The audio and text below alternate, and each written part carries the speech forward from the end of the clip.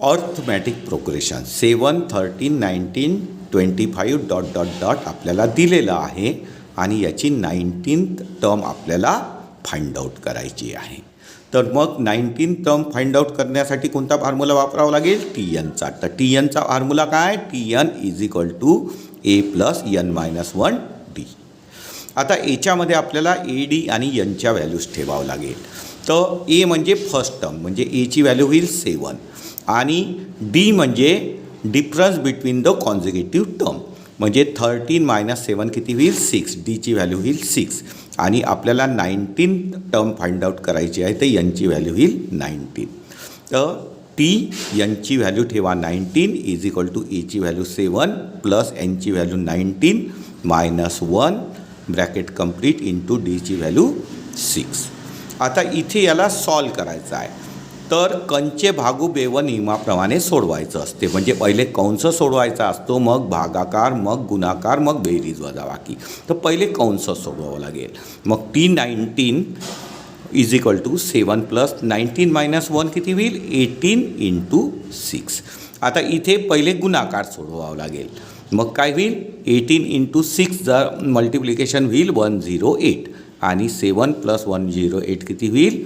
115. म्हणजे T19ची टर्म किती येईल? 115. Arithmetic progression 7, 13, 19, 25 dot dot dot आपल्याला दिलेलं आहे आणि याची 19th टर्म आपल्याला फाइंड आउट करायची आहे. तर मग 19th टर्म फाइंड आउट करण्यासाठी कोणता फॉर्म्युला वापरावा लागेल? TNचा. तर TNचा फॉर्म्युला काय? TN is equal to A plus N minus 1D. आता याच्यामध्ये आपल्याला AD आणि Nच्या व्हॅल्यूज ठेवावं लागेल.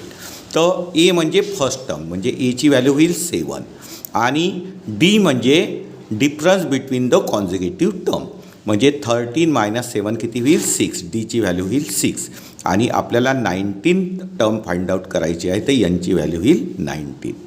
तर Nची व्हॅल्यू ठेवा 19 इज इक्वल टू Aची व्हॅल्यू 7 प्लस Nची value 19 minus 1 bracket complete into Dची व्हॅल्यू 6. आता इथे याला सॉल्व करायचं आहे.